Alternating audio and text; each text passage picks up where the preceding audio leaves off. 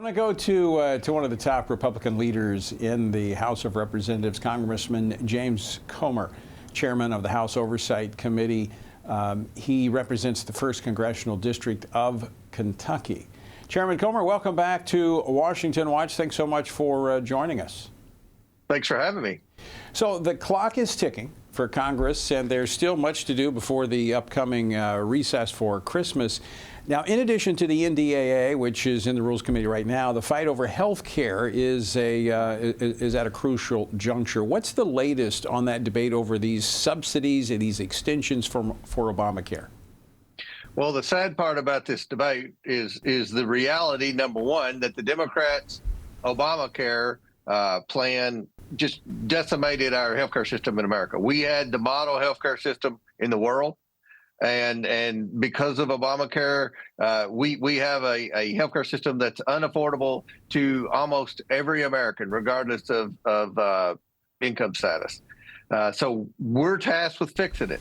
Now, the second bad part about all this is that we've waited this late in the year to try to tackle this issue that we knew was coming along. So there are lots of schools of thought as to how to fix it. There's one school by obviously the Democrats. Their solution to every problem is more government spending, but there are proposals to extend the subsidies a year while there's still debate.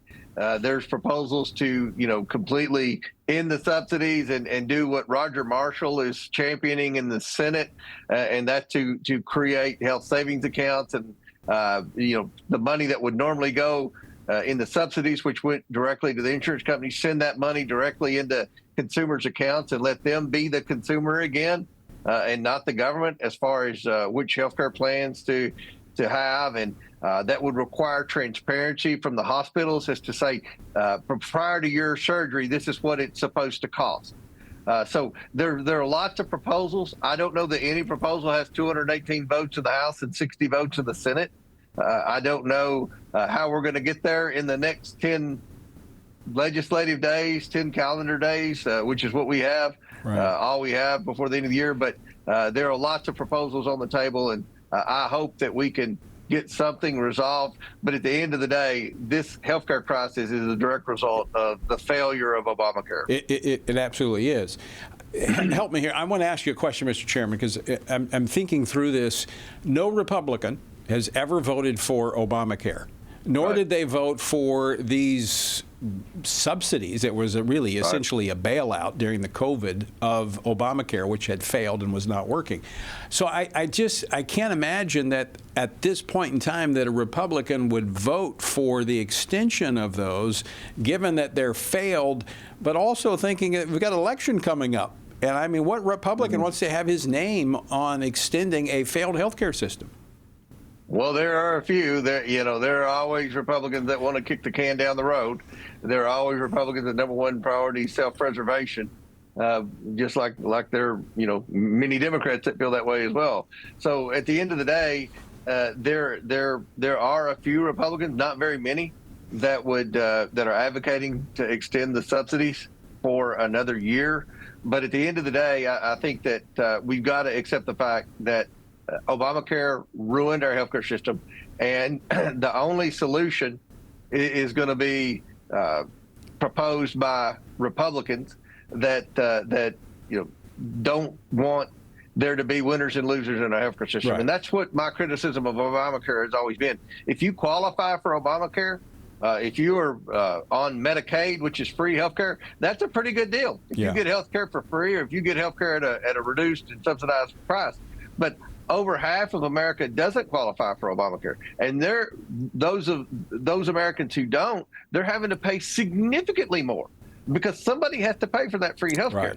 And it's the people who are working and trying to provide health care for their employees. So we're trying to look at a solution for everybody. The Democrats and a few Republicans are only looking at it for a temporary solution for a handful of people. Well, it's that old saying, at some point in time, all those people pulling the wagon are going to realize there's more people in the wagon than are out here pulling it. I want to go, just got a couple minutes left, Chairman Comer. I want to go really kind of down your lane as chairman of the Oversight Committee. You've had a lot to track in this Congress. What investigations are you working on now to advance? Well, the one that I'm most excited about now, that I think everyone watching this show will be excited about, is the social programs fraud in Minnesota. We have credible whistleblowers who have come forward within the state government of Minnesota that claim that this massive amount of fraud with respect to the Somali population in Minnesota has been going on for a very long period of time, and that they warned both Attorney General Keith Ellison and Governor Tim Walz, both former members of Congress who I served with, that this fraud was taking place. And both men turned a blind eye because they didn't want to offend that very important and crucial voting bloc, the Somali voting bloc in Minnesota. So we want to try to identify how much waste there was, how much was stolen. We want to identify anyone that was involved in the crime, not only the Somali groups that have reportedly been spearheading this, but all the illegals that have been receiving government benefits, even though the Democrats said no illegal received government benefits. We want to know who all was responsible for this. Did the governor and attorney general know and refuse to do something? If so, they should be held accountable. So this is a major investigation. But I'll say this, I don't think Minnesota is the only state this is happening in. Yeah. I think there are a lot of states. So this investigation will lead to other investigations, and hopefully, finally, someone's going to get the back of the American taxpayer. Well, Chairman, I just have like 30 seconds left, but this is one of the issues that you and your colleagues have raised about Obamacare, the fraud that's in that. It's right. Endemic in any government program. This is the problem. When government grows and spends more money, they don't pay attention to it, and we see this fraud, waste, and abuse. And it's those people you were talking about a moment ago that are hardworking, that are having to pay the bill for this.